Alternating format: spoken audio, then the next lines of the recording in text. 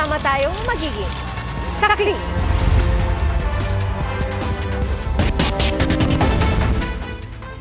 Naibalik na po sa Pilipinas si dating Negros Oriental 3rd District Representative Arnie Teves. Mula Timor-Leste, lumapag ang aircraft ng Philippine Air Force sa Davao City at umalis doon pasado alas 8 ngayong gabi. Anumang oras, inaasahang darating na ito sa Villamor Air Base. Ay kay Pangulong Bongbong Marcos, panahon na raw para harapin ni Teves ang kanyang kaso. The former Representative Arnie Teves is now back in the Philippines. This would not have happened without the assistance of President Horta and Prime Minister Gusmao of Timor-Leste. They have been working very hard to bring this to a conclusion. As we know, the former Congressman Arnie Teves is facing charges of murder and other crimes related to the ambush killing of the former Governor Digamo. We would like also to assure all our citizens that such lawlessness will not go unpunished. And it is now time for Arnie Teves to face justice. Nakaabang na po sa Villamor Air Base ang matauhan ng NBI na susundo kay dating Negros Oriental 3rd District Representative Arnie Teves. At ang update kaugnay niyan sa Pagsaksi Live ni Jamie Santos. Jamie? Pia, ngayong gabi inaasahan ngang lalapag dito sa Villamor Air Base sa Pasay ang eroplanong lulan si dating Representative Negros Oriental 3rd District Arnulfo Teves. Mahigpit ang seguridad sa Villamor Air Base ngayong gabi. Hindi pinahintulutan ang media na makapasok sa loob. Tanging sa buka na lang malapit sa Gate 5 nakapwesto ang media na nag-aabang sa pagdating ng dating mambabatas. Alas 9 ng gabi nang dumating ang mga sasakyan ng taga-NBI na susundo kay Teves. Pagkababa ng eroplano, isa sa ilalim si Teves sa standard booking procedures ng National Bureau of Investigation.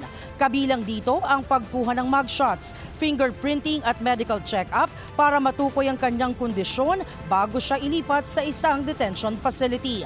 Pagkatapos ng lahat ng proseso sa NBI, ihaharap si Teves sa Manila Regional Trial Court sa susunod na pagdinig kung saan babasahan siya ng sakdal. Sa isang pahayag, sinabi ng Department of Interior and Local Government na ang pagkakaaresto kay Teves ay pagpapakita ng determinasyon ng law enforcement agency ng Pilipinas para panagutin ang mga nagtatangkang takasan ng hustisya. Malinaw daw ang mensahe ng gobyerno, walang sino man ang makakaligtas sa batas. Pinasalamatan din ng DILG ang Ministry of the Interior ng Timor-Leste, isang patunay na kahalagahan ng international cooperation sa paghabol sa mga kriminal. Dumating din ngayong gabi sa Villamor Air Base ang legal counsel na si Attorney Ferdy Tupacio. Aniya, naniniwala ang kampo nila na parte ito ng harassment ng gobyerno sa kanila dahil sa kapalpakan umano ng administrasyon. Matapos maaresto si Teves, nagkaroon lang daw siya ng maiksing pag-uusap. Ang sabi ni Teves kay Tupacio, pagdating sa Pilipinas, ang abogado na raw ang bahala.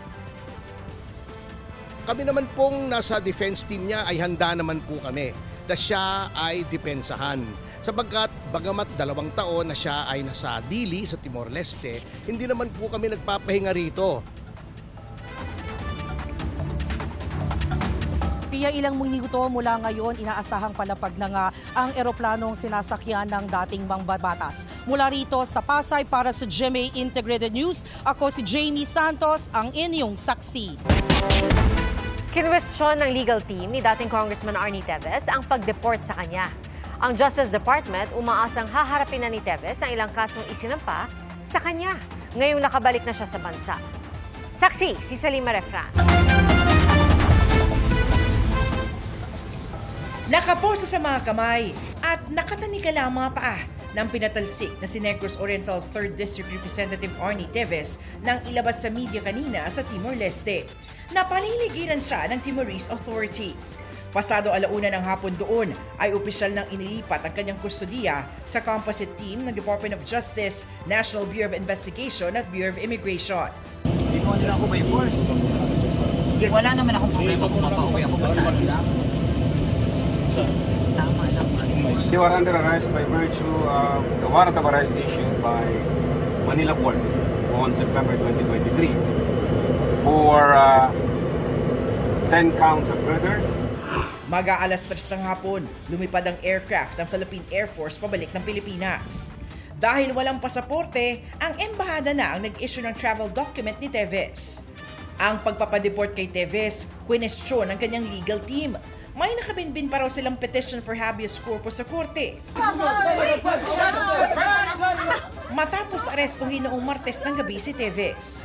Nag-issue po ng order ang Tribunal de Recursos ng Timor-Leste na sinasabing within 48 hours ay i-produce, iharap sa hukuman si Congressman Teves upang magpaliwanag ang mga authorities ng Timor-Leste, mga executive authorities, kung bakit siya ay inaresto. Ngunit ito ay magiging moot and academic. Ngayon pong siya ay ilalabas na ng Timor-Leste at ibabalik na po sa Pilipinas. There's no granting. There's no granting. Fake news yun.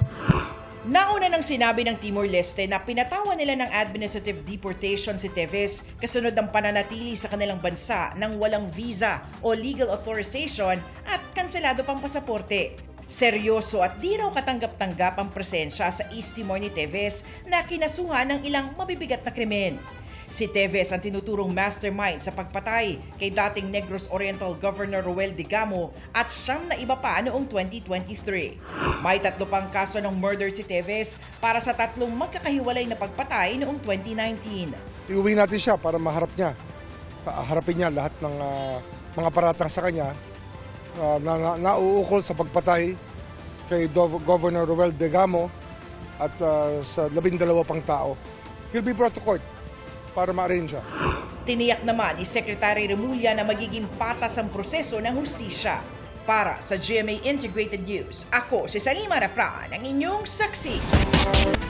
11 patay sa 3 magkakahiwalay na aksidente sa Quezon City, Benguet at Davao Oriental.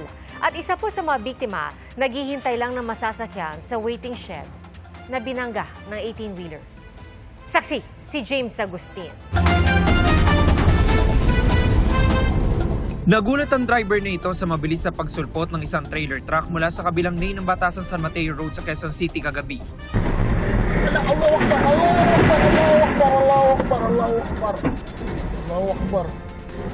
Sumampa ang truck sa Center Island, binangga ang poste ng ilaw, tsaka nagdire-diretso patawi. Nahagip ng truck ang kotse sa harapan nito at inararong isang AUV at 3 motorsiklo. Sa isa pang dashcam video, kita kung paano tumagilid at tumilapon ang container van ng truck. Basag-basag ang windshield ng 18-wheeler. Sa lakas po ng pagkakabanggay, kumalas itong container van na ito mula dun sa truck at nagdire-diretso yung tractor head. Dito sa waiting shed, binangga ang ilang pang mga sasakyan hanggang sa huminto na yung truck sa bahaging iyon ng kalsada. Dead on the spot ang 38 anyo sa lalaking naghihintay ng masasakyan sa waiting shed. Isa pa ang nasawi sa di kalayuan pero hindi pa tukoy ang pagkakakilanlan. Dead on arrival naman sa ospital ang 49 anyo sa lalaking nakaangkas sa motorsiklo. Gasping na siya, unconscious. So mayroon siyang sugat sa likod ng ulo and namamaga na rin. So mayroon siyang ibang gasgas, avulsion sa kaliwang siko. Ang biktima nakausap pa raw ng kanyang pamangking kahapon at nagsabing pupunta siya sa San Mateo, Rizal. Masakit para sa akin mawalan ng tiyuhin kasi parehas lang naman kami bumubuhay sa lolo ko, sa pamangking namin. Pero yun nga, sana panagutan na lang ng driver at kung company ng driver yung nangyari sa tito ko. 7 ang nasugatan sa disgrasya kabilang isang motorcycle taxi rider. Inano ko pa po siyang umiwas pero hindi na ako nakaiwas. Kasi medyo maraming baton tumama sa akin. Yun po yung nag-cause ng pagkasemplang ko. Nasugatan din ng ilang sakay ng kotseng yuping-yupi ang likurang bahagi. Sobrang bilis, hindi ko na napansin sa salamin ko eh. Nasa kustudiya na ng QCPD Traffic Sector 5 ang 38 anyo sa truck driver at sinuspinde na ng LTO ang kanyang lisensya. Aniya, galing silang Maynila at magde-deliver sana sa Marikina. Palusungo kami sir sa stoplight, palusungo. Bigla akong humina yung preno. Hanggang sa wala lang, hindi ko na makontrol, dire-diretso na ako. Kaya no choice ako, kaya yung manibela, isa sa nahulumi ko. Pasensya na, hindi ko talaga gusto naman mangyari yung gano'n. Dahil aksidente nga ako talaga. Initial investigation po natin, itong truck po na to, nawalan daw siya ng control. Naharap ang truck driver sa reklamong reckless imprudence resulting in multiple homicide, multiple physical injuries, and damage to properties. Wasak naman ang harapang bahagi ng truck na magde-deliver sana sa La Trinidad, Benguet, pero nadisgrasya kanina madaling araw sa Baguio City. Bumangga ito sa kasalubong na utility van, sumalpok sa ilang traffic sign, at tumama sa nakaparadang SUV at AUV sa gilid ng kalsada. Mababa siya, mabilis at medyo pagiwang-gewang. At doon nabangga niya yung nakasalubong niyang paakyat naman ng bukawkan. Nasawi ang truck driver at dalawang kasama niya. Sa tindi ng pinsala sa truck, gumamit ng metal saw ang mga responder para maialis ang tatlo. Sugatan naman at inoobserbahan sa ospital ang driver ng utility van. Patuloy pa rin po, inaalam kung ano talaga yung siya kasi initially po is human error. So ongoing pa rin yung pag-investigate. Sa Caraga, Davao Oriental, isang dump truck ang nahulog sa banging may lalim na 80 metro. 5 ang nasawi matapos maipit ng truck at mga graba. Sugatan naman ang driver at 4 pang sakay ng truck. Pawang mga tauhan daw sila ng isang construction company. Papunta sila sa sir, sa taon yun sa parang ginagawang karsada sir. Tapos hanggang dumating na sila sa sir, sa may sir, mga downhill sir. Doon na lose control na yun sir, yung sinasakyan nila. Iniimbestigahan pa ng mga pulis ang insidente. Sinusubukan pangkunan ng pahayag ang truck driver at ang construction company pero wala pa silang tugon. Para sa GMA Integrated News, ako si James Agustin, ang inyong saksi. Para-paraan ang ilang motorista para hindi mahuli sa No Contact Apprehension Policy o NCAP. Pero babala po ng MMDA, hindi uubra ang ganyang estilo at may karampatang parusa ang mahuhuli. Saksi si Joseph Moro. Face mask pero sa plate number nakalagay o eto plate number na tinapalan ng tape ang ilang letra at numero. Ayon sa MMDA, diskarte yan ng ilang motorista para hindi mahuli sa No Contact Apprehension Policy o NCAP. Pero hindi raw yan uubra sa MMDA. At natakpan namin dalawa. So may way naman yan of backtracking. Okay. Yung mga plaka na yan at yung mga gumamit ng ruta na yan. Kahit pa buong plaka ang natatakpan, di raw yan makakalusot. Dahil pwede pa rin mahuli ng mga nakamasid na traffic enforcer. Kung gagamit naman ng pekeng plaka, maaaring pagmultahin ng 5,000 piso at masuspindi ang driver's license. May license plate recognition software tayo. So pag dumaan yan ulit, mare-red flag yan sa amin at mapapaharang natin.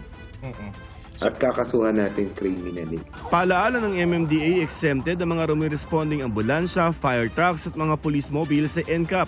Ang iniiwasan ng MMDA ngayon magamit ng mga blinker o sirens ng kahit na anong sasakyan. We have to make sure through manual review na talagang legitimate yan. Pag na-flag yan, pag nakita naman ng ating reviewers na emergency vehicle, automatic yan, i-invalidate yung red flag. Di na dadating na may notice sa violation? Wala na, hindi na. Para lalong paigtingin ang pagbabantay sa Metro Manila, nasa 60,000 CCTV camera ang planong ilagay. Ayon sa DILG, ganyang karami dapat ang camera batay sa lawak ng Metro Manila. Sinubukan naman namin ang ilang rerouting scheme na inilabas ng MMDA bilang paghahanda sa pagkukumpani sa EDSA simula June 13. Base sa rerouting plan ng MMDA, pwede kaming dumaan sa Skyway. Tingnan natin kung ilang minuto at kung saan kami pwede mag-exit pagpapunta kami ng Maynila. Sa Quezon Avenue sa Quezon City, papasok ng Skyway Stage 3. Tukod na ang mga sasakyan. Mabuti na lamang at sa taas maluwag pa. Wala pang 6 na minuto nasa may nagtahan exit na kami. At pagkatapos ng 3 pang minuto, nasa may Buendia exit na kami na pwedeng labasan papuntang Makati at Pasay. At pagkatapos ng 14 na minuto mula nang umalis kami sa Quezon City, nasa may airport na kami. Sa ngayon, mabilis pa. Pero aminado ang MMDA na maaaring problema nga ang pagpasok at paglabas ng Skyway na alternatibo sa EDSA. Nakikipag-ugnayan na sila sa DPWH at mga lokal na pamahalaan para sa traffic management at para maglagay ng mga sign sa mga kaling bahagi ng rerouting plan. Para sa GMA Integrated News, ako si Joseph Morong, ang inyong saksi. Mga kapuso, maging una sa saksi.